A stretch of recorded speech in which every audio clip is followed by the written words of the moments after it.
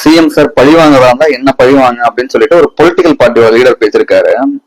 அதாவது, நீ யாரு மதம், உன்னை ஏன் பழி வாங்கணும், நீ என்ன பண்ணிருக்க, உன்னோட எலெக்ஷன் ட்ராக் ரெக்கார்டு என்ன ஓட் பேங்க், ஏதாவது ப்ரூவ் பண்ணிருக்கியா, 4 தடவை கூட்டம் நடத்திருக்க, அதுல ஒரு கூட்டத்தை காமிச்சிருக்க, அந்த கூட்டம் தான் உன்னோட பலம்னு சொல்லி பேசிட்டு இருக்க, அதை தானே என்ன சாதிச்சிட்ட, எதுக்கு உன்னை பழி வாங்கணும், என்ன ஸ்டேட்மெண்ட் இது?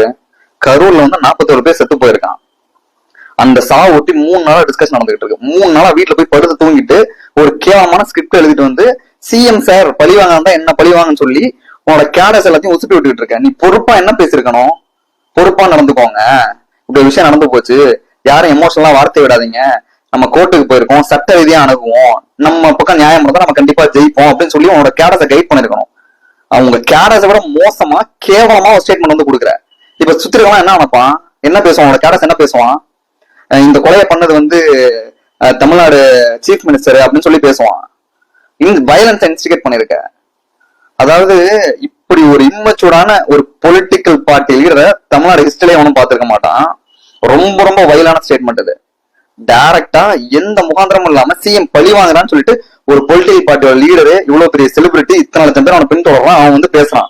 துள்ளி கூட குற்ற உணர்ச்சி இல்லாம அந்த 41 பேரோட மரணத்துக்கும் எனக்கு எந்த சம்பந்தமும் பொறுப்பு தரவு பண்ணிட்டு நான் எதுவுமே பண்ணல, எல்லாத்தையும் வேற யாரோ பண்ணிட்டாங்கன்னு சொல்லி கேவலமா ஒரு வீடியோ போட முடியுது அவனால.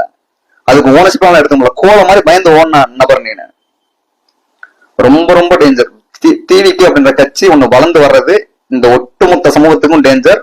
விஜய் மாதிரியான ஒரு கேவலமான ஒரு சந்தர்ப்பவாத ஒரு பொலிட்டீஷியன் இதுவரைக்கும் தமிழ்நாடு ஹிஸ்டரியிலே இருந்ததில்லை.